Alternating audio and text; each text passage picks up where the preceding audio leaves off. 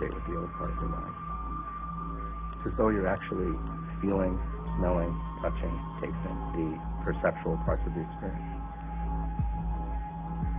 So the question eventually emerged, so you can see the building from the outside, how do you get inside of it? You can rerun the whole process through a different whole schema of dimensional contacts and sketches and things, and you can begin to say, what's inside? You can have the monitor say, move 50 feet underground, and there you are. In the spring of 1973 came a turning point. Hal Puthoff told the CIA about the new technique, and they quickly put it to the test.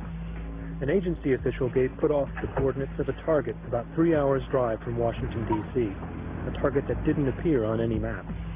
It was a colleague's vacation cabin in the Blue Ridge Mountains.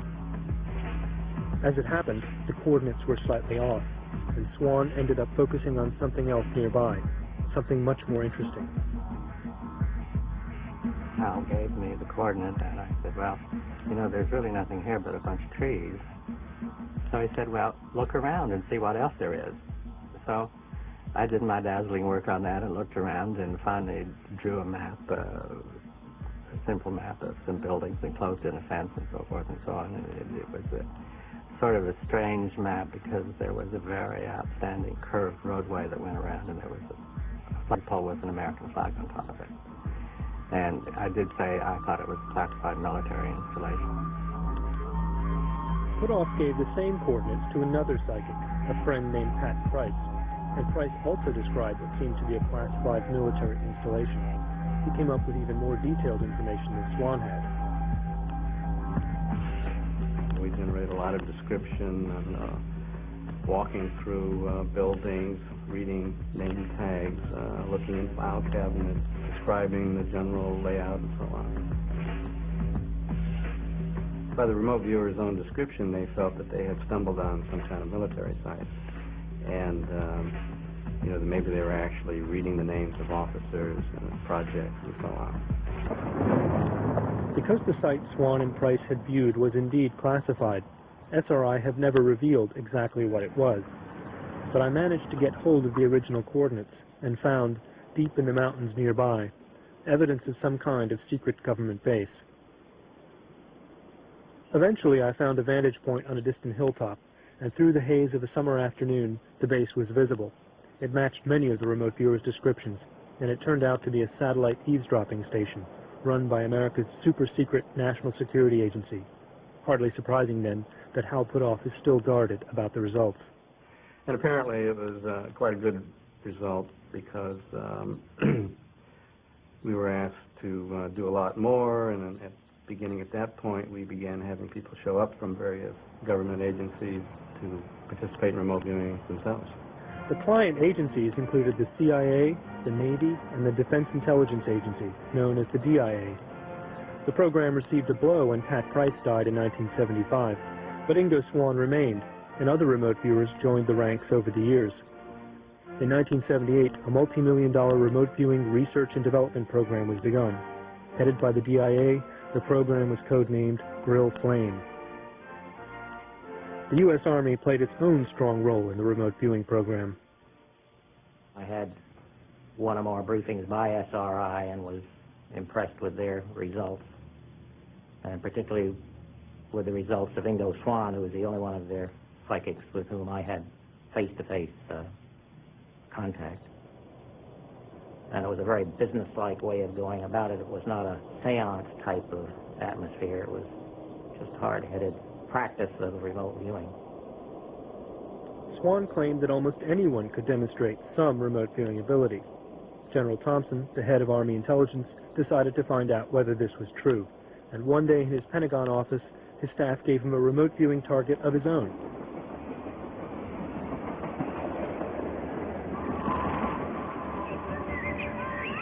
The target was the Alexandria Railroad Station, but one of the phenomena of remote viewing is that you zero in on the most interesting target in the vicinity, and I zeroed in on the Masonic Temple.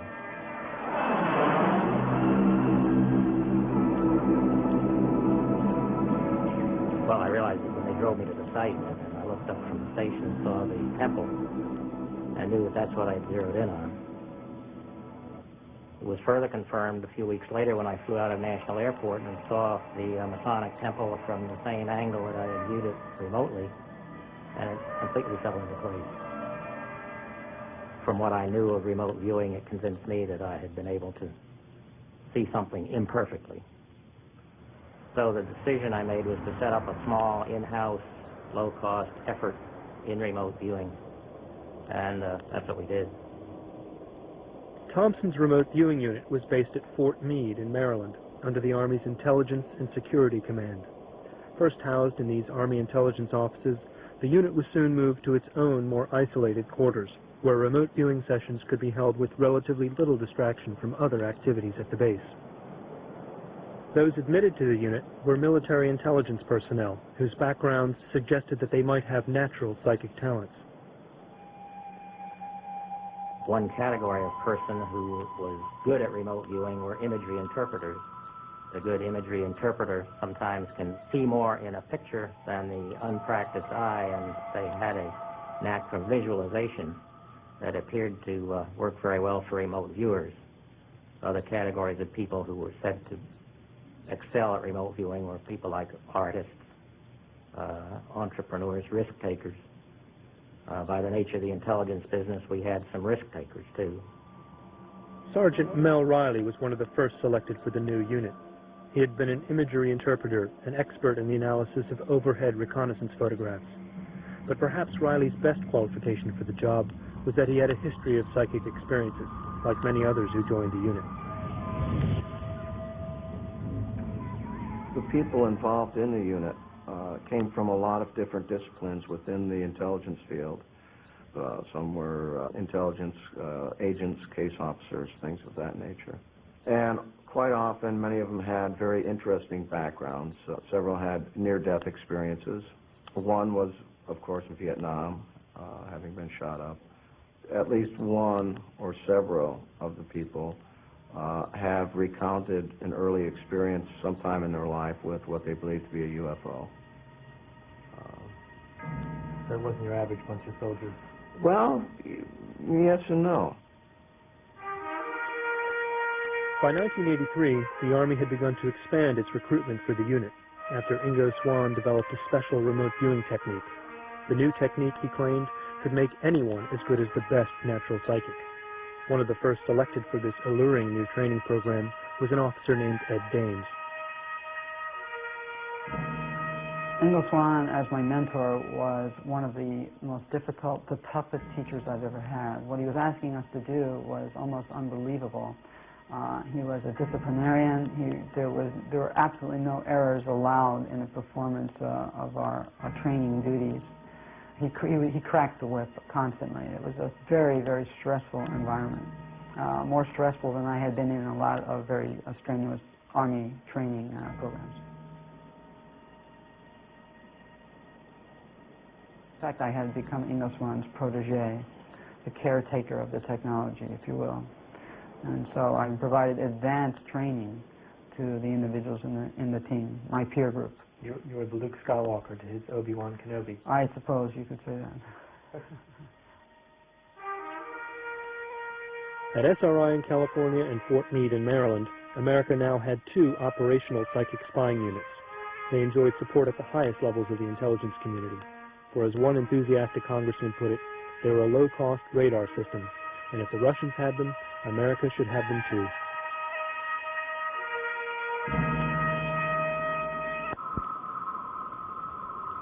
Can you touch the top of the target with your hand?